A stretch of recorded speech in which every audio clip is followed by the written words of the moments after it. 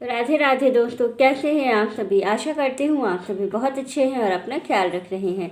राधा रानी अपनी कृपा आप सब पर बनाए रखें। दोस्तों, आज हम बात करेंगे कि प्रदोष जो माघ माह का शुक्ल पक्ष का प्रदोष है, इसमें हमें पूजा किस समय करनी चाहिए और भोलेनाथ पर किन चीज़ों को जरूर चढ़ाना चाहिए, क्योंकि माघ माह जो है ये बहुत ही पवित्र और पुनीत माह माना जाता है। इस माह में किया गया दान, पूजा, होम, बलि ये बहुत ही पुण्य फलदायी होता है। तो इसलिए कहा जाता है कि इस माह में जितना अधिक से अधिक हो सके पूजा पाठ, दान धर्म करना चाहिए। तो इसी हिसाब से जो माघ माह का शुक्ल पक्ष का प्रदोष है, तो ये भोलेनाथ को समर्पित है ये दिन। इस दिन हम क्या करें और कैसे करें, क्योंकि इस बार जो प्रदोष का जो प्रदोष पड़ रहा है, इस दिन 3 संयोग एक साथ पड़ रहे हैं। जैसे कि माघ माह है, दूसरा प्रदोष है और तीसरा सोमवार है। तो 3 संयोग आपको मिल रहे हैं। तो इस दिन हमें भोलेनाथ को विशेष रूप से प्रसन्न करने के लिए कुछ विशेष क्रियाओं को करना होता है। कुछ शुभ मुहूर्त पर पूजा करनी होती है, कुछ अभिषेक करने होते हैं जिससे कि भोलेनाथ हम पर प्रसन्न होते हैं। लेकिन भोलेनाथ को प्रसन्न करने के लिए सबसे महत्वपूर्ण चीज़ क्या है कि देखिए, आपको एक चीज़ बहुत अच्छे से ध्यान में रखना है कि जो पूजा या जो भी हम दान करते हैं वो सब कुछ अगर हम शुभ मुहूर्त पे करते हैं, जो समय है उस पर करते हैं, तो हमको उसका पुण्य फल ज़्यादा मिलता है। तो इसलिए कहा जाता है किसी भी पूजा पाठ को शुभ मुहूर्त में करना ही अच्छा होता है। तो इसी तरह से हम लोग जान लेंगे कि जो प्रदोष की पूजा है, जो 10 फरवरी को प्रदोष पड़ेगी, तो इस दिन हमें पूजा का समय क्या रखना होगा, क्या शुभ मुहूर्त है भोलेनाथ का अभिषेक और पूजा करने का। तो आइए चलिए संपूर्ण नियम हम लोग जान लेते हैं। लेकिन उससे पहले अगर अभी तक आपने चैनल को सब्सक्राइब नहीं किया है तो चैनल को सब्सक्राइब कर लीजिएगा और बेल आइकन को दबाना बिल्कुल ना भूलिएगा। वीडियो अच्छी लगे तो लाइक कर दीजिएगा और आगे शेयर कर दीजिएगा। और एक काम और कर दीजिएगा, एक प्यारा सा कमेंट हर हर महादेव का जरूर कीजिएगा। तो आइए चलिए जान लेते हैं।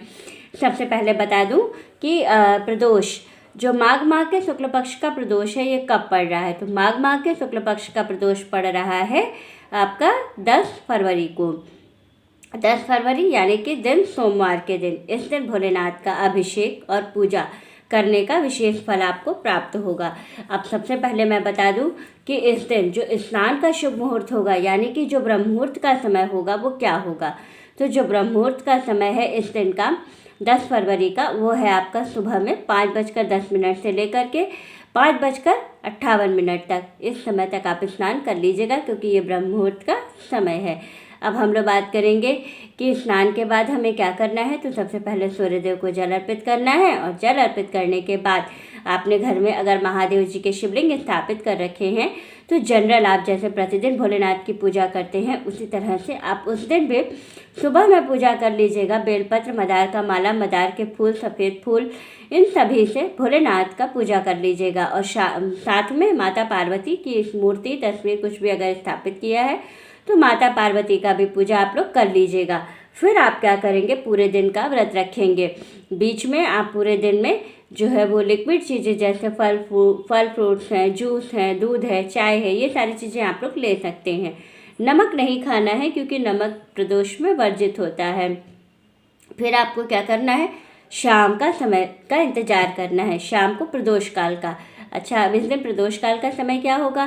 तो जिस दिन 10 फरवरी है उस दिन प्रदोष काल का समय होगा, शुरू होगा प्रदोष काल का समय शाम को 5:10 से लेकर के, और जो प्रदोष काल का समापन होगा वो होगा 6:20 पर।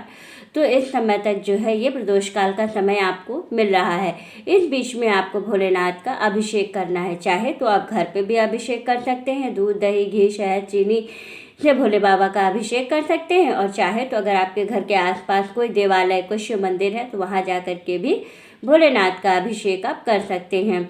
और अपने साथ अपने घर से 1 लोटा जल जरूर लेके जाइएगा। कहते हैं भोलेनाथ को जल अगर अपने घर से ले जाके आप समर्पित करते हैं तो भोलेनाथ बहुत प्रसन्न होते हैं। और अगर मंदिर में से आप जल ले रहे हैं तो आप वहाँ पर 1 रुपये 2 रुपये दान स्वरूप जरूर दीजिएगा, क्योंकि वहाँ पर से जो जल आप ले रहे हैं तो वो उधार का जल हो गया। तो वो जल आपका पवित्र नहीं माना जाएगा। आपका चढ़ाया हुआ उसका पुण्य, वो जल चढ़ाने का पुण्य आपको नहीं मिलेगा। तो इसलिए आप घर से अपने जल लेकर के ज़रूर जाइए। और अगर आपके पास गंगा जल है तो पूरे लोटे में जल भरने के बाद 2 बूंद गंगा जल उसमें ज़रूर मिलाइएगा, क्योंकि भोले बाबा को गंगा जल बहुत प्रिय है। तो ये कार्य आप ज़रूर कीजिएगा। और इसके बाद सफ़ेद चीज़ का भोग लगाइएगा। दूध या दूध से बनी हुई मिठाई का भोग आपको ज़रूर लगाना है भोले बाबा को इस दिन। और माता पार्वती को लाल चुनरी और श्रृंगार से संबंधित चीज़ें माँ को जरूर अर्पित करनी है, जिससे कि माँ बहुत प्रसन्न होती हैं और आपको अखंड सौभाग्य का वरदान प्राप्त होता है। तो ये शुभ मुहूर्त है और इस तरह से आपको करनी है भोले बाबा की पूजा प्रदोष के दिन। तो वीडियो अच्छी लगती है, जानकारी अच्छी लगती है तो आगे शेयर कर दीजिएगा और वीडियो को लाइक कर दीजिएगा, चैनल को सब्सक्राइब कर लीजिएगा और एक काम और कर दीजिएगा, एक प्यारा सा कमेंट कर दीजिएगा हर हर महादेव का। तो राधे राधे दोस्तों।